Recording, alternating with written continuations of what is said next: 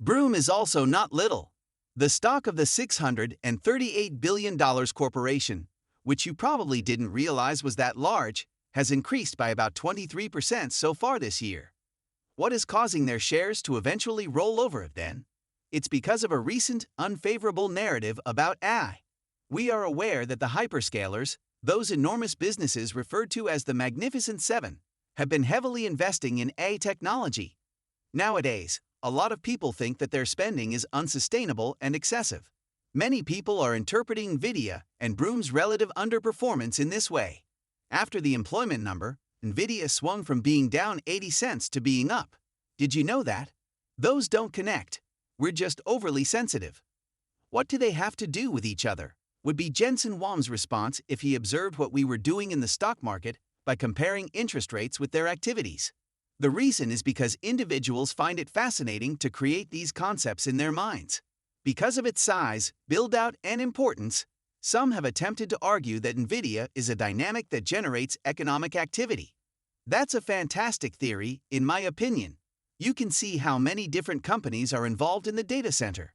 That is a major motivator for businesses, such as Caterpillar. Blackstone's Jonathan Gray purchased another data center, something they wouldn't do unless they thought data centers were a non-religious topic. Data centers suddenly became cyclical, and the most popular view about the state of the economy also became cyclical. If manufacturing employment don't grow, that will be confirmed. It is not encouraging that they did not rise as I had hoped. We did receive some good data on the growth of construction jobs, which may be connected. What happened to the whole reindustrialization idea? I simply don't want to see manufacturing decline. L now represents A build-out. It's strange since, in the article I mentioned earlier this week, Michael Sachs is really rather supportive of Nvidia and AI. All he's saying is that perhaps the hyperscalers are overspending. It's also intriguing that Elon Musk is purchasing a huge quantity of Nvidia chips because he understands that he has no other option, as you indicated yesterday. Although he is the CEO of many companies besides Tesla, it goes without saying that he would prefer to make them himself. He also serves as Starlink's CEO. Consider what he is producing. Musk isn't overly busy, which is the funniest thing that previous President Trump claimed. However, he truly embodies the modern economy. Space, in my opinion, is really important. The data center and robots are important, in my opinion. With the industry down more than 7% this week, technology is enjoying its worst week in almost 18 months. What is the status of that trade? Last week, tech made its hand known. Despite having a strong number, Nvidia still lost ground. It's either a crowded trade or a negative thing is about to happen when stocks drop on positive news. This week, they lead the decline. I believe that seasonality has a role in the pull forward. Individuals want to reduce risk, and tech is a significant holding. However, there might also be a political component. Trump's chances of victory rose this week according to polls and betting markets. He is perceived by investors as being tough on China, which would hurt semiconductors. Thus, some of these may be concerns that Trump's victory may harm semis. What happens if these stocks are simply overpriced? Even though you have claimed that these stocks are the best in the world, valuations may have become a bit too excessive. The multiples still don't make sense, even if this is the place you want to be more than anywhere else. It is feasible. There have been approximately 30% drawdowns in Nvidia's last 10 years of existence. In fact, at the bottom of those drawdowns, its forward PE was greater. The forward PE for Nvidia is currently in the mid-20s. This seems like typical profit-taking to me. That will be a gift in 2 years, even if it pushes Nvidia down to the $90s. Are you a buyer on the drop when you consider all of these stocks? Do you encourage those who read your work and hear you speak here and elsewhere to do that? We are nearing that moment. Assume that between now and November, there is a 7 to 10% chance of a downturn.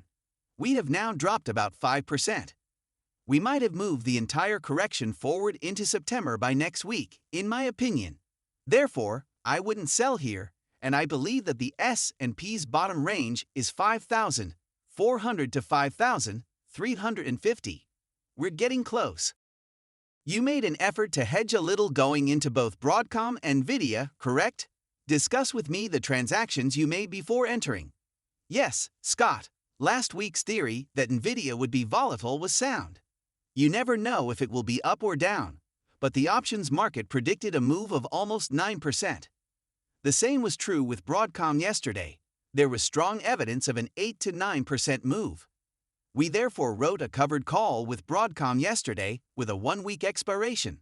The annualized premium we brought in was 60%, but it expires next Friday. I know that sounds absurd, but the hyper-volatility leading up to earnings is the sole reason for that.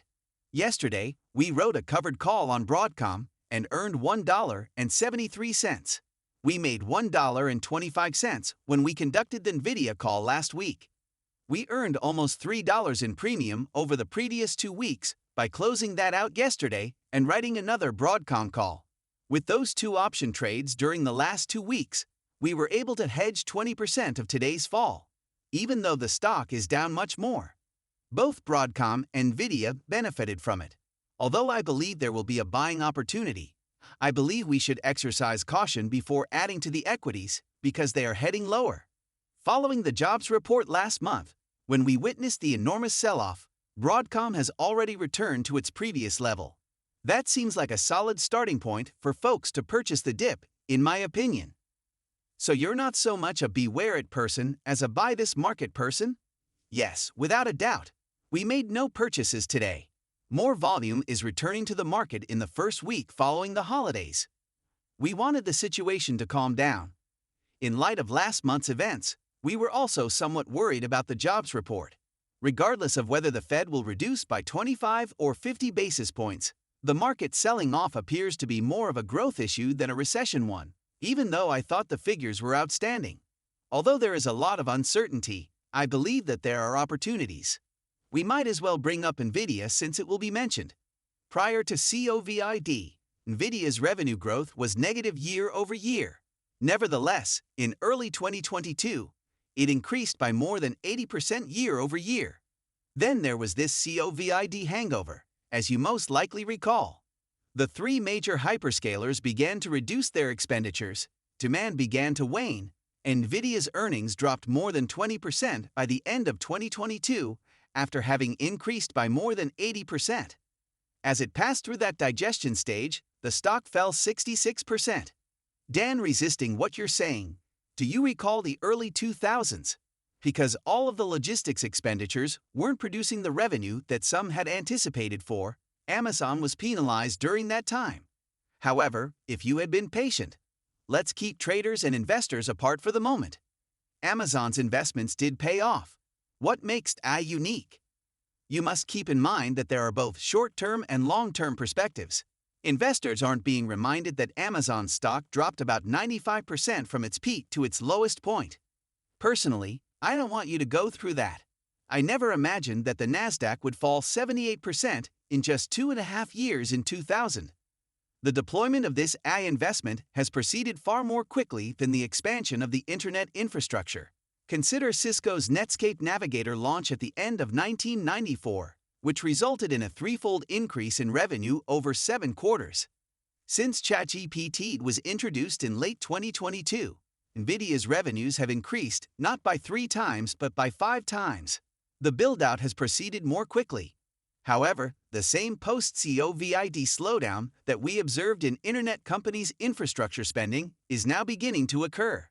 Amazon comes up, but you don't mention the roughly 1,000 internet businesses that went out of business during that crisis. AI-related rail accidents will also occur. There will be a lot of wreckage, but there will also be an Amazon among them.